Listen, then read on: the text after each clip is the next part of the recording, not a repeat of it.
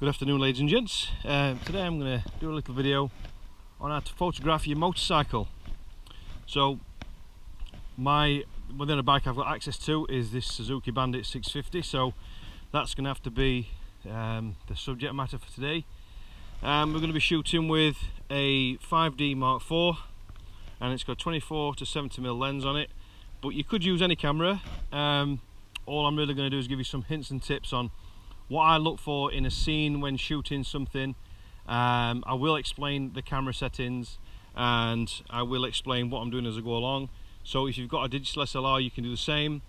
You can use this setting I'm going to use on a bridge camera. So you know, this is for all levels really. You could use your phone if you want, but you know, some tips will be handy if you're using a phone, like composition, where you place the subject, and obviously some of the details will suit the other enthusiasts. So we've got some nice bright sunshine today. I'm just on my way back from a job, so I thought I'd stop off for 5 minutes and just do a little video on my way home. So we've got some lovely sunshine, so I'm going to make the use of it. It's a bit like using two massive flash heads, or off-camera flash, for those that don't know flash. So the sun's going in and out, so I'm going to make use of both things. So we're going to get a nice flat image, because it was overcast when I came out, which is nice because you get a nice flat blanket kind of lighting, and you can shoot in any direction. When you've got bright sunlight like this, the sun's over my shoulder, I'm looking at the bike. As you can see, the sun's going to hit the bike and it's going to illuminate all the nice shiny bits. It's going to look quite good. And obviously in the background we've got West Burton Power Station. I've always been thinking about power stations, so I just thought I'd use it as a bit of a backdrop. You could take the bike anywhere really. I'm limited where I can take the bike for photo shoots. I'd love to have had a ride somewhere a bit nicer, but obviously we can't. So you know, I'm going to do the shot here. Now the settings I'm going to use is, on this camera I'm going to use the AV setting, which is the Aperture Priority. Now I'm using aperture of around, well, I could use what I want really. I'll change the settings to that. So Aperture Priority, I could use any I want really. I could go as low as sort of a nice shallow depth of field. I can go to f2.8 on this lens, which I'm not going to do today. I can shoot at f4 and get a slightly blurry background. But I'm shooting at ISO 100, which it's triggering at just a speed of thousands at f4, or aperture at 4. So for the first shot, I'm going to shoot at an aperture of about 7 or 8. Let's put it at 8. So we're going to get a nice, you know, we're going to get the detail of the bike, and we'll also get the detail of the power station in the background. As you can see from where I'm going to shoot, or you should see, the bike, we've got a track going down behind the bike, sort of just off, so it's leading away from the image. The bike is the centre of the image, and the power station is going to be behind. I'm kneeling down now, so I get a nice low angle on the bike, so you can see the sweep of the exhaust. I've tilted the front wheel around a little bit, just for drama. So I'm going to take a shot, and this shot's going to be quite a close-up of the bike. I'm going to focus around the tank area, because that'll be sort of in line with everything else. So the first shot in Aperture Priority, and you can probably see that on your screen a little bit. I'm going to show you how to edit this later as well. So that's a nice clean image. As those who use cameras often will know, we've got exposure compensation. I've got this set quite low so that I'm getting a slightly darker image, allowing for the extra brightness of the bike and the shine. So you know, I do believe exposure compensation is important. If you're not sure what that is, then Google it or get your camera manual out. Most bridge cameras and digital SLRs will have exposure compensation to be used within Aperture Priority. So now I'm going to take a wider shot. I'm going to get the bike centre, so there's nothing fancy about this, just bike centre. I'm going to focus on the bike, then lift the camera up a little bit and take the shot. So now the bike is, you're probably not going to see very well on that, but the bike is sort of bottom of the picture now, and we're sort of getting quite straightforward. There's nothing artistic about this shot at all. The bike's a bit smaller, we've got some of the clouds, we've got the power station in there. Now what I would really do if I was going to take this picture, I would move across a little bit, and I'd put the bike into the sort of bottom left of the shot for a wide shot, to create a bit more drama for the whole scenery. We get the trees in there, and we're going to get the bike, bottom left. This is again going to be a wider shot, so I'm shooting at about 35mm for this, which is enough. So I'm going to focus on the bike, so you can half press the shutter button, recompose the shot by lifting the camera up a little bit, and take the shot. and that's going to put the bike in the bottom left corner, and I'll show you that image on screen now. Okay, so if I wanted to shoot this with a shallower depth of field in such bright sunlight, 100 aperture is probably going to send the shutter speed crazy. If I go to f4, let's have a look. So I'm dropping down to f4, 6,000, 8,000. So we're going to get an 8,000 shutter speed at f4. I like 3.2 though. 8,000. Now on this camera, I have the ability of ISO 50, and I'm going to make the most of that. So it's in ISO L, so that's low mode, ISO 50 on this camera. But obviously I'm shooting at 3.2, so that's got to be done. If your camera doesn't have 50 ISO and only goes to 100, this is where neutral density filters come in, because they obviously limit the light going into the camera, but that's wavering off subject a little bit, and that's going into total photography geekdom. And I just want to show you how to photograph your bike, really. So again, zooming in the bike, this time it's a nice cropped, nice close-up shot. The bike's the main focus, and I'll take the shot, and then we'll get a more of a shallow depth of field for definite. I'm going to drop the exposure compensation down for another shot, and the clouds have just gone in a bit. So now we'll get a focus of mainly the bike, and we've got some more of a blurry background, and that's great for that. So you can start to change your angles a little bit, come round to the front of the bike, we're near a main road, so you can sort of shoot the bike. I'm going to focus on the headlight, so that's the start of the image, and then the image will sort of taper off. We're shooting at 3.2, don't forget. So we're going to get a nice blurry background, quite bright actually. But I'm going to take the exposure aperture back up. Let's get a bit more of a detailed shot. I'm going to go to f8 again. I'm going to take the shot again. Now the camera is exposing quite high because it's bright and it's focused on the headlight. So that shot should be darker. It's not, but it's okay. You can start to mess about with pre-focusing the exposure, but I'm not going to bore you with that because it's quite technical. I just want to show you how to take shots of the bike. Now these shots have been landscape so far. There's nothing stopping you getting the camera in portrait mode, getting quite close to the bike. Here there's a road sign behind it which comes into composition. I don't like road signs in shots, so that's what you need to look for in an image. You need to look for things in the background, look for signs, dustbins, anything that's wasteful, anything you don't want in the shot. So road signs can be good if they're cool, if they're a good road sign. But that one over there is just a boring road sign. Lorries turning, that kind of thing. It's good if you get big stop signs, something a bit more dramatic. And in the background you don't want sort of other cars parked for this. You know, you don't want waste. This is what you're looking for in an image.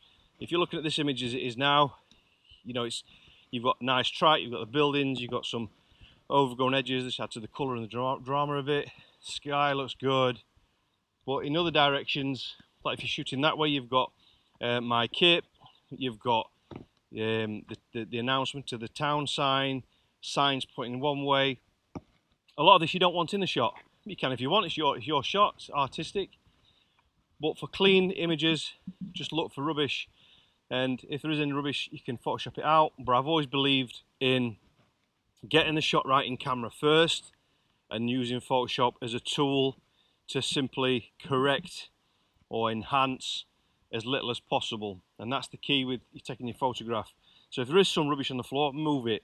So if you want to produce 5 images and you think, oh, it's just a bottle, I can edit it out. But that bottle in 5 images is a few minutes, you know, it could be a minute or 2 per image, depending how good you are at sort of cloning things out. You do that 5 or 10 times, you're wasting 20 minutes, 30 minutes. So it's always best to get the shot right in camera. I'm going to show you a little tip in a bit on this video.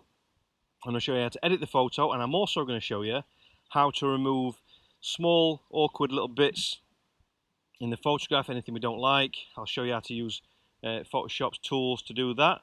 So stay tuned for that. What I did want to show you was what a shot looks like using a really wide angle lens. So I've got a 17 to 40mm, which on my full frame camera is really wide.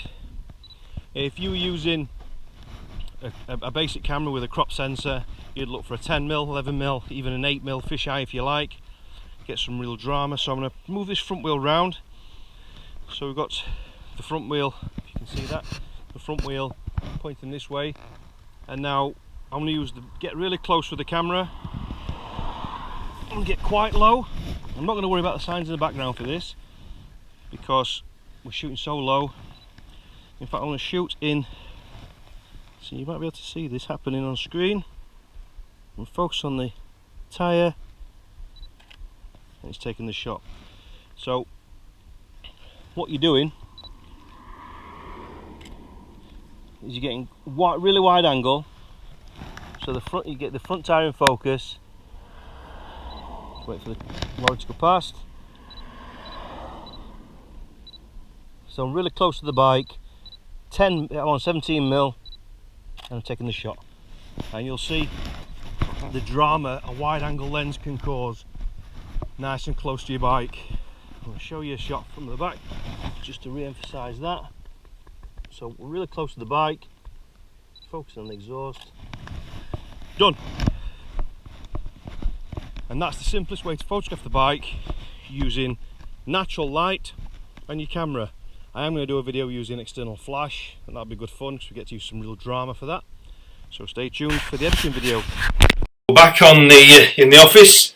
So we're going to process the first image. It's actually the second image I took, but I'm going to process this one because I get to show you what I would do on a larger image when editing it. So as you can see, it's shot a little bit darker than we would have liked, but that's because the metering system of the camera, even in Aperture Priority, has shot it a bit darker because there's some shiny bits on the bike. It kind of tricks the camera into thinking it's brighter than it is, but it's not a problem. I shot in RAW and the ISO was 100, so we can lift the brightness and or the exposure a little bit, so we're not going to get any noise even lifting it a bit. So I'm going to take it to about there, and then one of the first things I'm going to do with this, I'm going to crop this image down. So I'm going to click on the crop, and I'm going to hold down Option and Shift, and I'm just going to drag this up a little bit to about there, and then I'm going to reposition the bike. I'm going to do this purposely in the center like that. One of the reasons I've done this is there's some signs there that I didn't want, and there's some signs there I didn't want. I'll mention this a bit later on in the actual shooting of this, about composition of the image. So again, as you can see by the grids, got the rule of thirds. I'm going to stick this really simple. I'm not being artistic on this shot at all. I just want to show you how to edit it and eliminate the signs. So I'm just going to move that to there. The bike's not perfectly central, but it doesn't matter. You do what you like, and I like that there. So that's that, and then you just press enter. I'm on a Mac, so that's why that does that way. So what we're going to do next is we're going to lift the shadows a little bit, and that'll bring out some of the details around the engine. And then, so we get some drama in the sky, I'm going to bring highlights down, and as you can see, that brings the cloud detail in a bit. We can increase the texture in this. This is Lightroom Classic using Photoshop CC. It's the latest version. So adding some texture is nice, some clarity, gives it some punch. You see, like if you take it off and add it, you get a bit of a punch, kind of an HDR kind of feel to it. Not going to go too crazy with that though. I'm just going to take the brightness back up a tiny touch. You can lift the whites as well if you want. That'll put some white in the clouds. It's up to your personal taste. I mean, it all depends also how you've got your screen set as well, whether it looks too bright on yours. Increase some contrast, only a little bit though. And I'm going to take the blacks down so it's got some punchy darkness in there. Increase the shadows a bit more. And then we're going to go to Vibrance. And the Vibrance just it's not a saturation, but it makes the colours that are there a bit more vibrant, obviously. You can set that quite high, around 30, and it's not over the top. Then we can increase saturation a little bit, but what you can do with Lightroom is you can come down. You make sure your tick's on saturation and not hue or luminance, because that changes the result of what we're going to do here. Saturation is what you want when you're playing with these colours. We can bring down, if you bring down orange, the buildings will, as you can see, the oranges mainly in the buildings. You can make them sort of less obvious in colour if you like. The bike's like a bluey aqua, so you tinker about with these two. As you can see, that brings the sky blue out and most of the colour of the bike, so we've put that back in, plus a bit. The bike pops out, and so does the clouds. And this is only with a small saturation amount there. So this is starting to look probably a bit too colourful, but for the sake of obviously showing you, some people love more of a colourful image. Sharpening. Now, with a RAW file, there's nothing done to the file at all. It's not like a JPEG where it's sharpened in camera. We do sharpening all in processing. Now, I use something called masking, and this, if I show you, if you hold down Option on a Mac and bring that across, you'll see that the image changes, and all we can really see is the outline of everything. If you were to apply sharpening at this point, everything that's white gets sharpened. Now, if you want to just sharpen the detail parts of the image, you bring masking up higher, and as you can see, the bike starts to stand out, the bushes, a bit of the clouds, and that's where I'd set it if I want to sharpen this image. I'd let go, put the radius up to about 1.4, 1.5 for this, because we don't mind being really sharp with it being outdoors, and I'd put about 60, 65, yeah, 64, 65, and that's a nice sort of sharpen. So if we zoom in, we start to see some nice detail on the bike. Come back out, and that's starting to look really nice, really colourful. It's a nice looking image. Another thing to do, obviously I'm using a digital SLR. You might not get this if you're using bridge cameras and smaller compact cameras, but most digital SLRs will have profile correction. That means the software is eliminating some of the bad points of the lenses used. I'm using a 24 to 70mm Canon lens, which, even though it's an L lens and it's a professional grade lens and it's amazing, there's still some distortion and chromic abbreviation, so it's good to remove those on that. You wouldn't notice so much if you're just putting the pictures online. If you print in large, you start to notice the chromic abbreviation a little bit. You normally see it around the tops of the trees, they go a little bit purple. It's just a strange thing that occurs in lenses because you've got layers of glass. I'm not going to bore you too much on that though. Now, highlight priority in post crop vignetting, or vignetting, or however you want to pronounce it. I'm from Yorkshire, so I say it how I want to say it. Now, we drag that down, and the edges start to come in. As you can see, you can go real light, like some of the old-fashioned people used to edit the photographs. But we're going to bring it down, and it's going to create a slightly dark fringe. So it's coming in, and you can change the midpoint to be wider and more narrow if you like, or the roundness, square, however you like it. But bringing that in, as you can see, darkens the edges and makes the focus point, which is the bike, pop out a little bit more. And at that point, I'd be fairly happy with that photograph. It'd be good if you were selling the bike. It makes it look quite nice. Now, and on the next image I'm going to edit, I'm going to show you what we did. In fact, I'm just going to show you the image. I'm not going to edit it. I'm going to show you the image in a second. You'll see this pop up in its normal resolution, and then I'll show you the image I shot where I mentioned the shallower depth of field where the background is more blurry and the bike is more in focus. See you soon.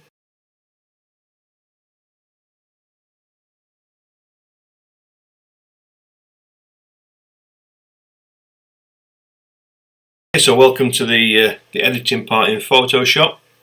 This is where I do my main corrections on an image. If there's something I don't like, you can do some of these corrections in Lightroom. Some people find it better. I personally prefer to use Photoshop. With all my workflow, I will use Lightroom first and then bring the images across into Photoshop for other corrections. Lightroom I use for basic corrections like colour balance and things like that, some cropping. I mainly edit weddings in Lightroom and then Photoshop. For fitness work I only use Photoshop, so I'm not going to use any presets today. As you can see, I have got presets there. I've got actions that I've saved from other work. I'm not going to use them. I want to show you exactly what I would do. So this is the image that we edited in Lightroom that you've probably just watched. So I purposely shot this really standard. It's bog standard. There's not a lot artistic about it. I just want to show you the basics. So what is bothering me about this image? I told you about composition earlier on. Looking for what's in the background, what I do and don't like. Sometimes you can't avoid it. And I didn't notice that because I was so focused on making a video and talking and everything else.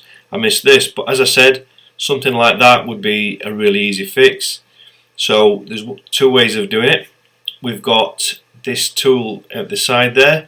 It looks like an elastoplast or a plaster.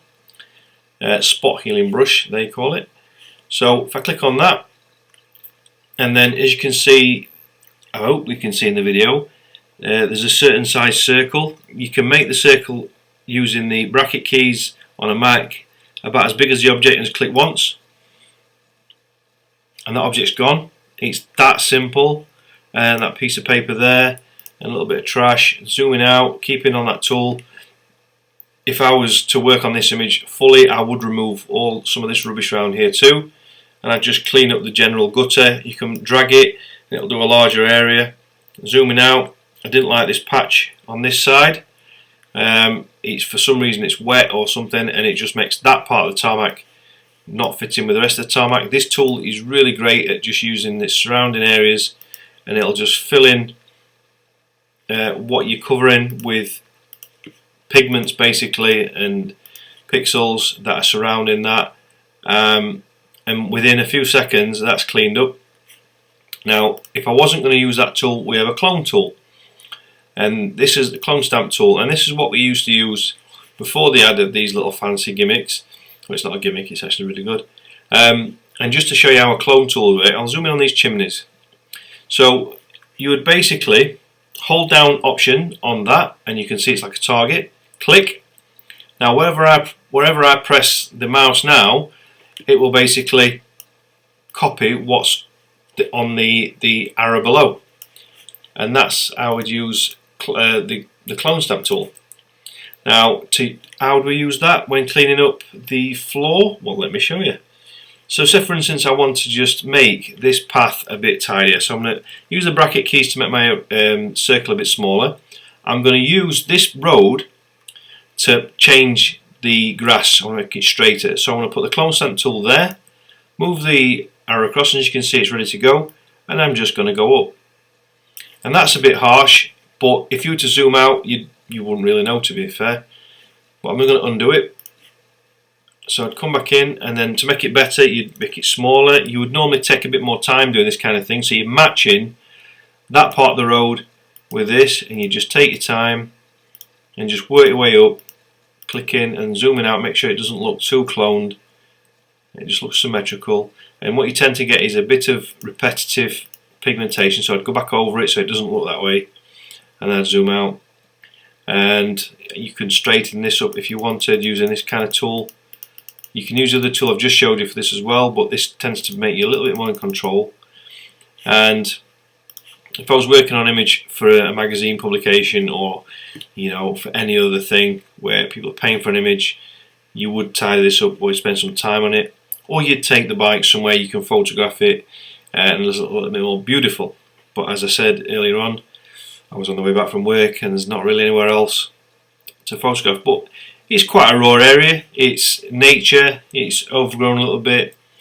I don't mind it, the bike looks great, even though it's just a Bandit. If you're photographing something a bit fancier, this is where you'd probably shoot an Indian or an Harley-Davidson or any bike really, but I've only got a Bandit, so that's all I can show you with. When the lockdown's lifted, I'll do some more videos and we'll get some friends out. I've got a few friends, and we'll get the Harley-Davidsons and the Triumphs, and we'll probably do some more and show you what photo shoots look like properly. And as I mentioned earlier, I will do a shoot video, and I'll show you basically how to use off-camera flash. I'll have somebody follow me in a car and we'll video that properly. I'll show you how I use off-camera flash. That image will be totally different, be more dramatic. So that's all for now.